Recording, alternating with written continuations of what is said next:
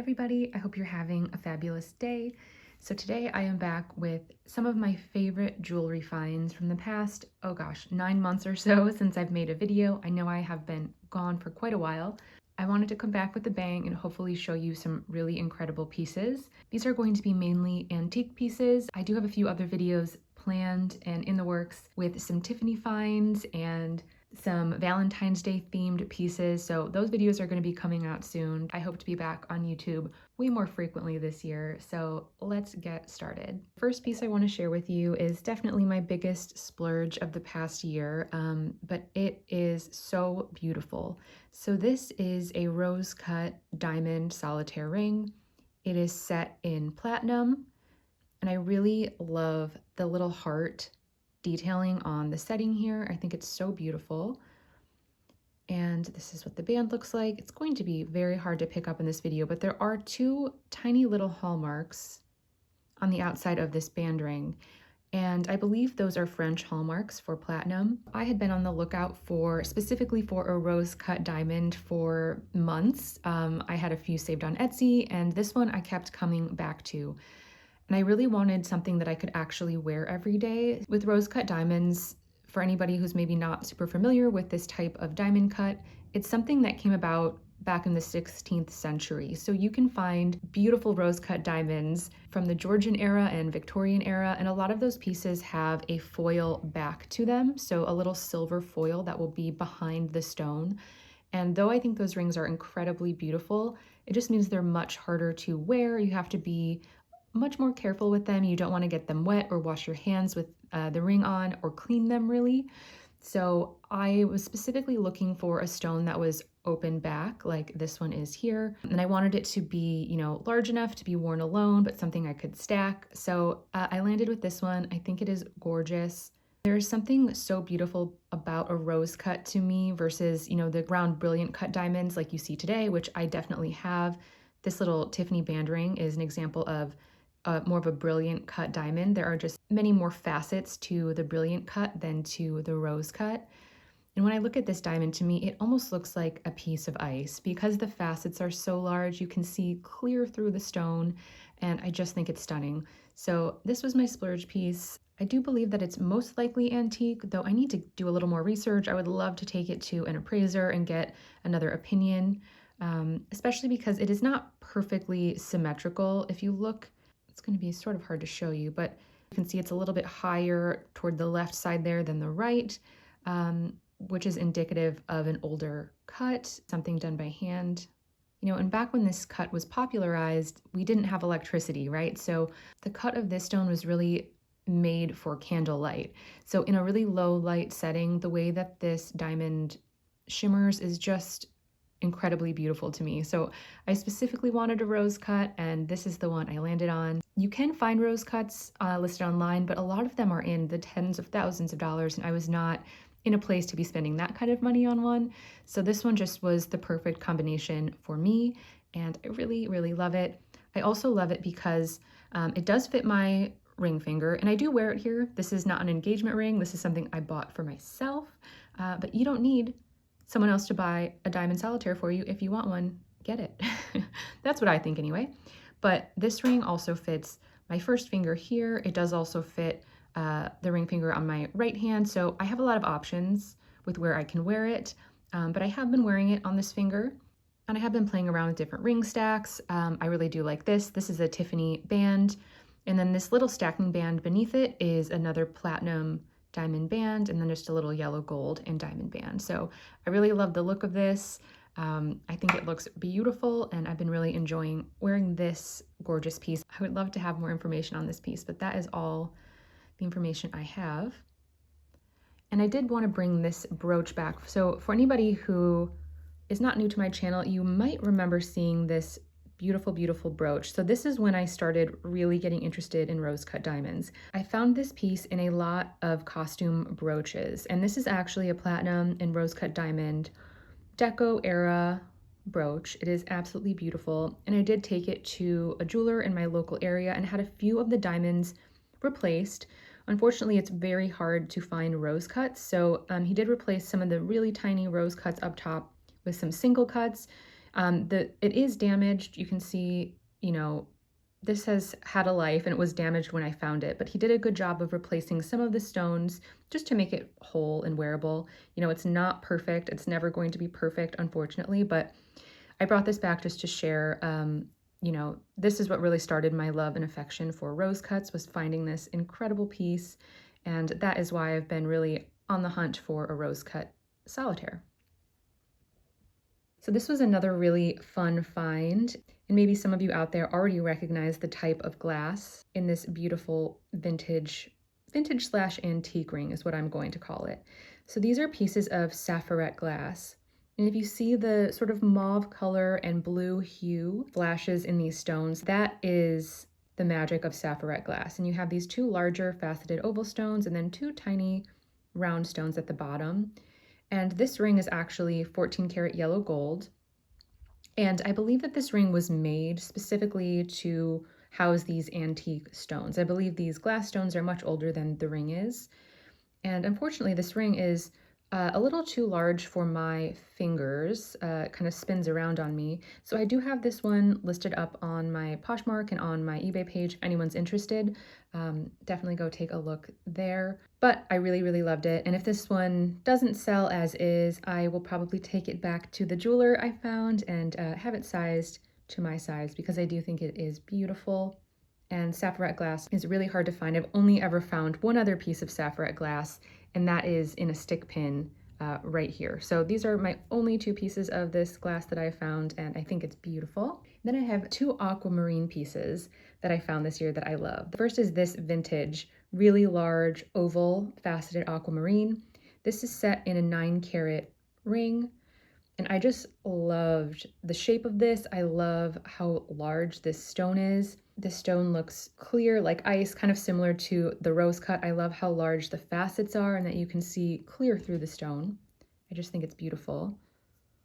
And I love the way it looks on the finger. It kind of, you know, lengthens the finger, and I just think it's beautiful. I love, love, love this one. This one I found actually on eBay.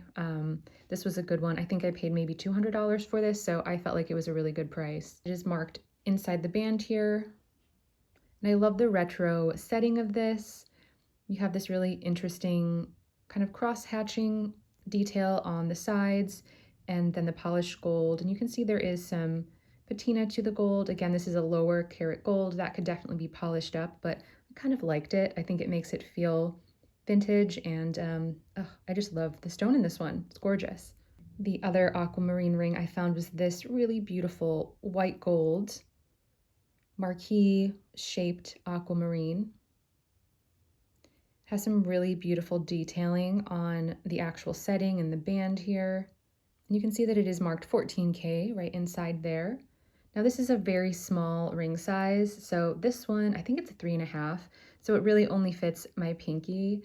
And for that reason, I have this one listed as well. But again, this is something I would consider having sized up to wear on a different finger potentially, but I think it is gorgeous. I was really happy to find those two aqua pieces. Now this cuff, I believe I've actually shared this on my channel before, but at the time I thought it was gold filled. I really didn't do a ton of research on it, but I was going back through my collection again and decided to take a closer look at this one. And this one is coming up as 10 karat yellow golds, minimum of 10 karat. I only have acid, so this would need to be XRF'd to determine exactly the carat. But you can see it is marked up at the top here for 1883. You have this absolutely beautiful engraved monogram, AED, with the little foliage leaf design. It's really beautiful. It opens up like this. And again, you can see the patina to the gold. That does happen to gold, especially on an antique piece. But I thought this was really beautiful, and I wanted to bring it back on to let you know that it is in fact gold. So that is a wonderful find. I paid $20 for this in an antique store. So that is a great find, I think. Next, I have some really beautiful pieces of amber. So I found this ring at a resale shop, and this is the first piece I saw. I saw it in the case, and I loved the size of it. I just thought it was so cool. It is very big and bold. Look how high up it sits. I just thought it was incredible. I also really loved that the amber is faceted. That was unique to me. I hadn't seen amber faceted in that way. And then as I looked a little closer into the case, I saw that there was a brooch, and these certainly look like they were made together and meant to stay together, so I did have to pick up both. Really, really cool. Set in sterling. That's what the back looks like. And the ring is marked, let's find it, right inside here. The mark is old and very worn, but it is marked inside. The brooch I didn't see a mark on, but aren't those fantastic? I love amber. I really loved the inclusions in this amber as well. I think it's really interesting and really beautiful. I've also added to my Dragon's Breath glass collection this past year. I've shared lots of Dragon's Breath glass on this channel. It is something I absolutely love. And this I found this year. This was a Goodwill find, and I love this necklace. I think it is so incredibly beautiful. I was so excited to add it to my collection. I mean, just look at how large these glass cabochons are and how magical that looks. Oh, I love it so, so much. And this is all set in sterling. On the back, they're all marked, and you have the really beautiful chain and the old style spring ring clasp. You know, you just have to use your finger here to open and close. Just incredible. I really am so excited about this necklace.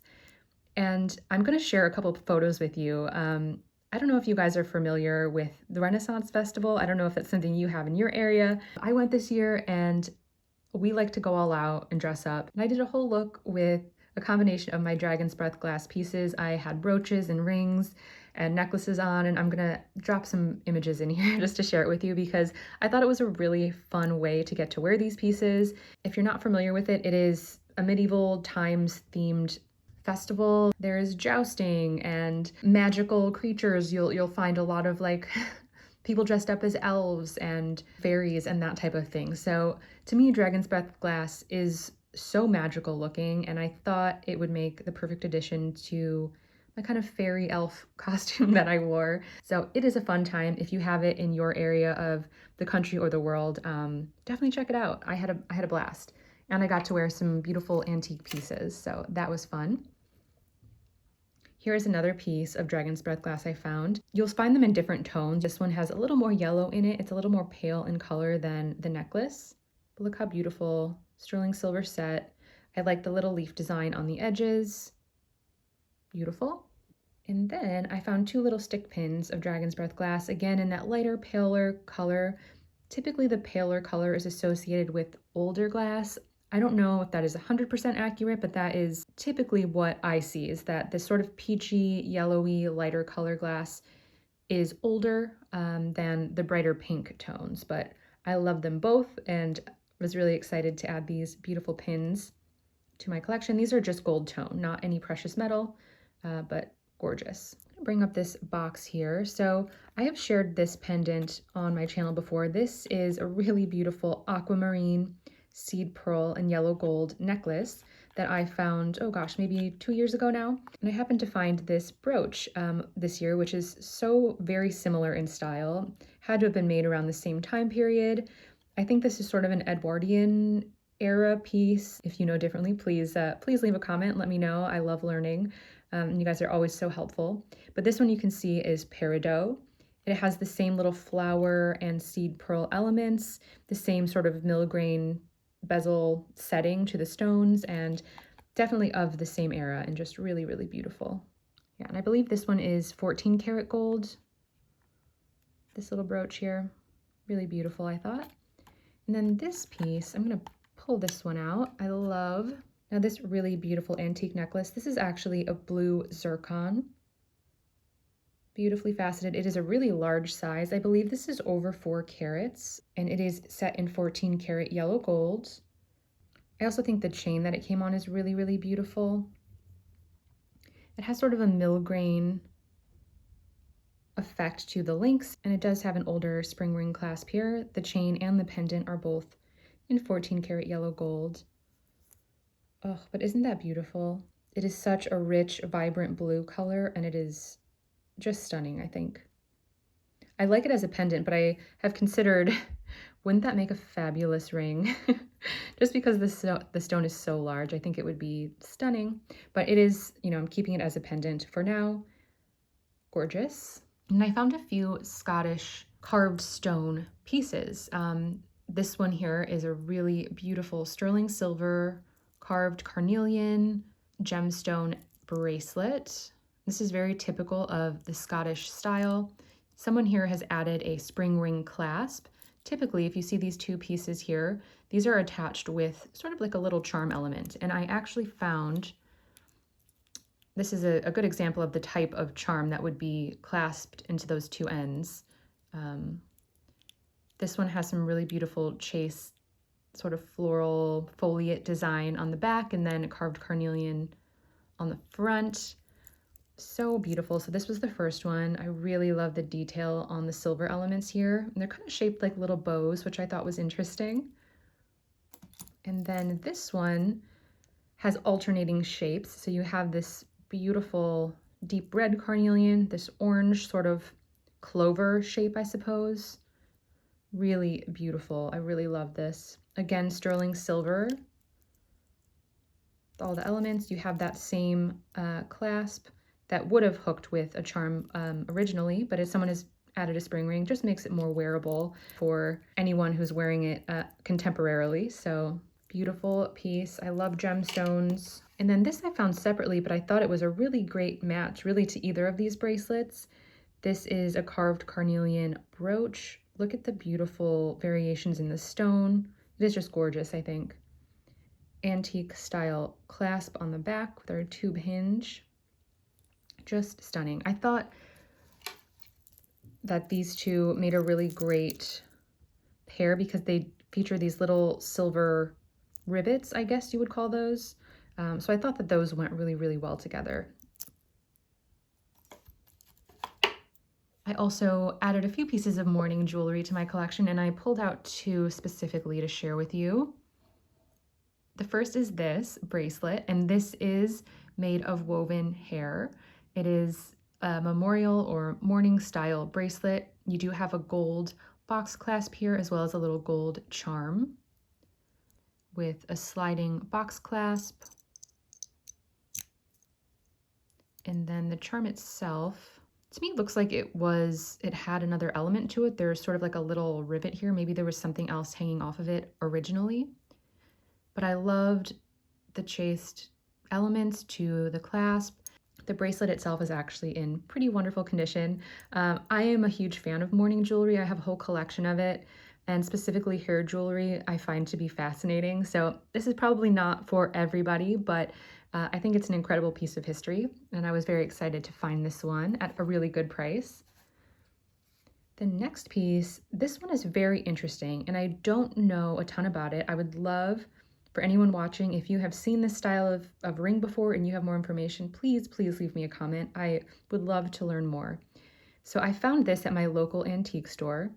It is a yellow gold setting, and you can see that it is a snake design. So it is that wraparound snake, Ouroboros style. It has little yellow gold eyes, and I definitely think that this is a mourning ring. The question that I have about it is this material. When I purchased it, the seller thought that this was made of some type of hair material, but I'm not sure about that. You can see that it is carved, so I don't know the exact material here. And if you do, I would love to know. My research suggests that this might be a carved bog oak because it does feel a bit like wood. It is a hard material, but I don't know. Either way, I thought it was fascinating, and I did grab this to add to my mourning jewelry collection. So interesting, right? I wish it was engraved, like I wish it had a date or a name or something just so I could learn more, but I just thought it was so unique.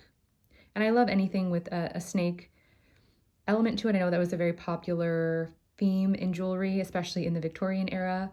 And we are currently in the year of the snake here in 2025, so kind of fitting. We have another ring here. Now this one is vintage. I don't think it's antique, though it definitely has an antique look about it. And it is garnet and opal. So beautiful, I think. Set in, I believe this is 9 karat gold again. Gosh, let's see. It is hallmarked down here. Let me see if I can, yeah, it is hallmarked for 375, but really beautiful. It's a very sweet ring. It is a smaller size. I think this is a 5.5, but really beautiful. I loved the vintage antique look about it. And then I love stick pins. I've shared a lot of these on this channel already, so I'm not going to go through them all, but I am going to pull a few special ones that I have added to my collection this past year out. The first one is this gorgeous sterling silver and opal stick pin. So beautiful. And I've learned recently that if you find stick pins, look for this little twisted detail on the pin stem itself. That usually indicates an older piece. Also indicates something that might be a little more special, because this was done to help hold the pin in place. So they did it often on older pins, and also something that maybe had a precious stone in it or was made of precious metal. So just keep an eye out for that little element if you are on the hunt for stick pins. But this opal is a really nice size. Opals are camera shy, as I'm sure some of you know, so I feel like the colors aren't even coming out as wonderfully as they do in real life, but a lot of really beautiful flash and color play in this opal. So I thought that was gorgeous. Now this really sweet, I believe these are ducks. Let me know, ducks or geese maybe, and they have a little ruby eye. This is a gilt silver. I think it is marked here. Yeah, it's marked sterling right on the pin stem there. But I thought those were beautiful. And these are 3 more additions to my stick pin collection. The first is this really beautiful pearl and gold tone metal. This one might be gold filled, at least on the top. I'm not positive, but I loved the little pearl element. I love the design of the top piece there. The next is this really beautiful sterling silver. To me, this looks like a golf ball. And I don't know if that's what this is meant to be. I'm sure actually it's probably not, but that is what this design looks like to me. And this top piece is certainly sterling. The little red gem, I feel like I tested this one and this was not garnet. I think it's glass, but it's beautiful. And then we have this really tiny little love knot, and it has a single tiny diamond in it. Really sweet. So just a few little stick pins I've added. I'm going to share one more antique find with you, and this is kind of a teaser for probably my next video. And that is this really adorable antique sterling silver and guilloche enamel. It is these gorgeous pink roses. And is this not the most perfect Valentine's Day bracelet? I really think it is. I think it's so sweet. I found this at my local antique store, and it was a really great price, so I did pick this one up. It is marked sterling on the clasp as well as on the back of this heart here. So beautiful. So the chain, all of the little charms, and the clasp are sterling. And this is kind of a teaser to my Valentine's Day video. I did go through and pull what I think are some really beautiful pieces that I could style for Valentine's Day. I did a similar video for St. Patrick's Day last year, and I had a lot of fun, so I thought I would do another one, but more Valentine's Day themed. So this is a teaser for that. I'm gonna bring this back in my next video to share with you. I have a lot of really fun pieces. And then I also have a lot of Tiffany pieces that, for anyone who noticed this ring on my finger, this is a new addition to my jewelry wardrobe, not fine jewelry. Some of you may have already noticed it, but it is actually an Oura ring. So this is a fitness tracker ring. It tracks your sleep and your steps and your stress levels throughout the day. I found it to be really, really helpful and beneficial to me to remind me to stay active. And this is something I got for Christmas. So I have been finding ways to style it. I have a little diamond band underneath it just to give it a little more pizzazz, I guess, because it's something I do want to continue to wear, but I still want it to look fun and kind of blend in with my other jewelry pieces. So yes, thank you so much for anybody who stuck through this whole video, and for those of you who have come back to my channel after, 9 months of not being here. I really appreciate it. And anyone new, please consider subscribing. Again, I do plan to film some more videos this year, be a little more active here on this platform, and I would love to have you with me. Thanks again. I hope you have a wonderful rest of your day, and I will see you in the next one. Bye, guys.